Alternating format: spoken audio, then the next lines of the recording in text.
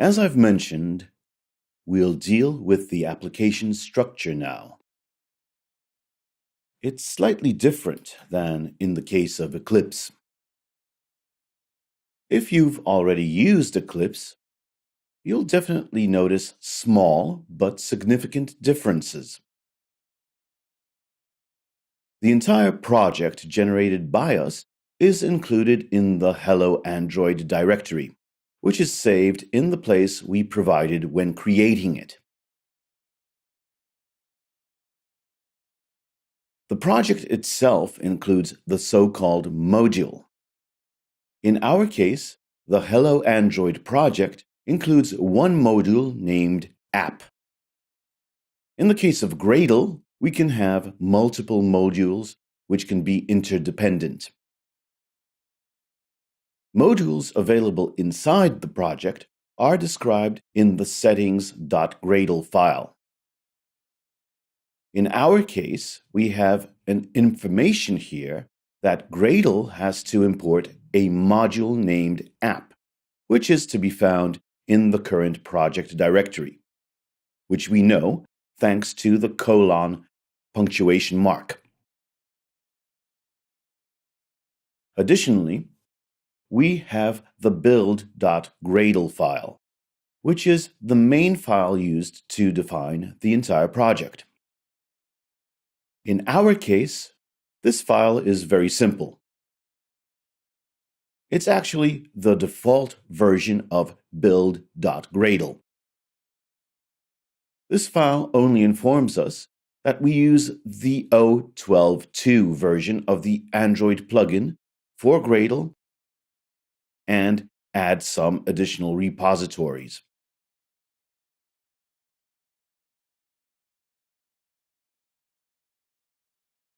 Each module has its own build.grade file in order to define the behavior of a specific module.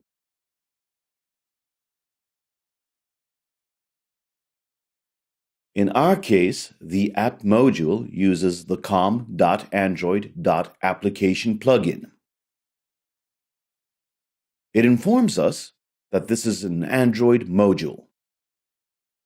While Gradle may be used in various projects, using this particular plugin means that everything here will be strictly Android related. The entire configuration is present in this file, which informs us what should be present in the module. Here we have a couple of things we should pay particular attention to. We can find the SDK version, which will be used for the compilation. In our case, it's the latest possible version.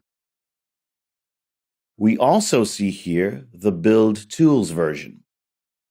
It's the version of the tools available in SDK.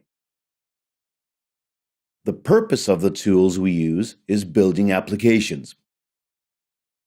From time to time, they are updated by Google to add some new elements. Due to this, the currently used version is provided.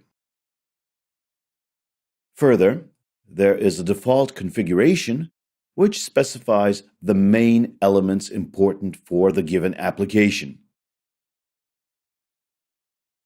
In our case, the application ID is a very important element. It's simply a package. It defines the package generated by us, which specifies that our application has to be available under the given package. Another thing is the min SDK version. It's the element we previously defined as the supported API version.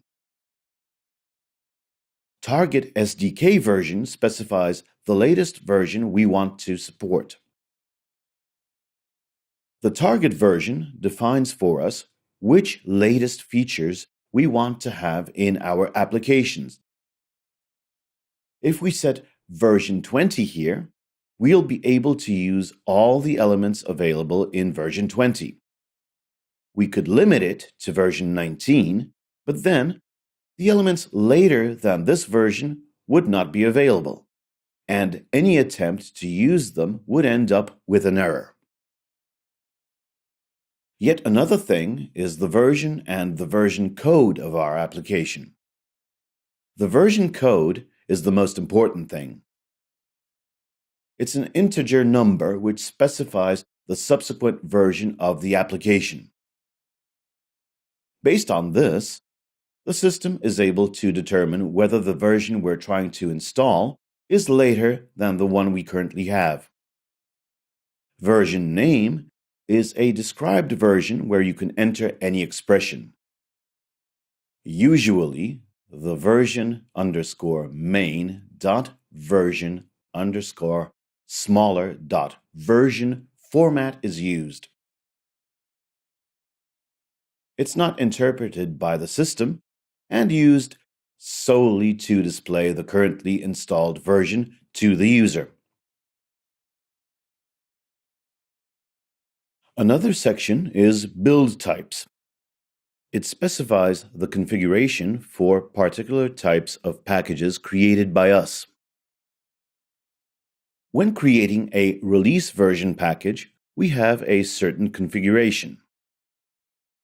When creating a debug version package, we can create a separate configuration.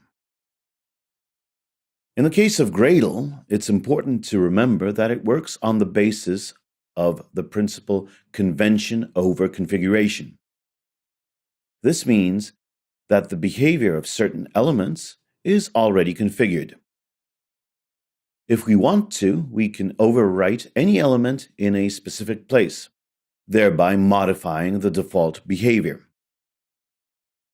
In our case, we have two things related to ProGuard, which I've already mentioned, namely reducing the size and scrambling the resulting packages. At this moment, it's good to notice that we have Run ProGuard set to false. This means that in the release version, ProGuard won't be started for the time being. If we change the value to true, ProGuard will be run when building the release package. The ProGuard method of operation will be described by the files present in the line below in ProGuard files. At the end, we have the dependencies section, which is most often modified in case of applications. It specifies which files will be attached to our project in order to build the application. In our case, we have one default implementation.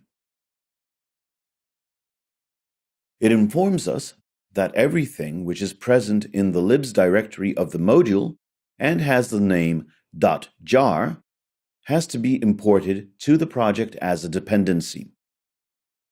If we put some .jar files to this generated libs directory, they'll be taken into account in our project. It's done automatically in Eclipse. This is also the case here because the line mentioned above is generated automatically. If we would delete it, this mechanism would simply stop working. I changed the file a moment ago, so Android Studio noticed the change and informed me that Gradle files changed as well, and that they must be synchronized with the Gradle file. Due to this, the sync now function has to be called, which will cause the entire project to be rebuilt with a simultaneous synchronization of everything from Android Studio with the Gradle files.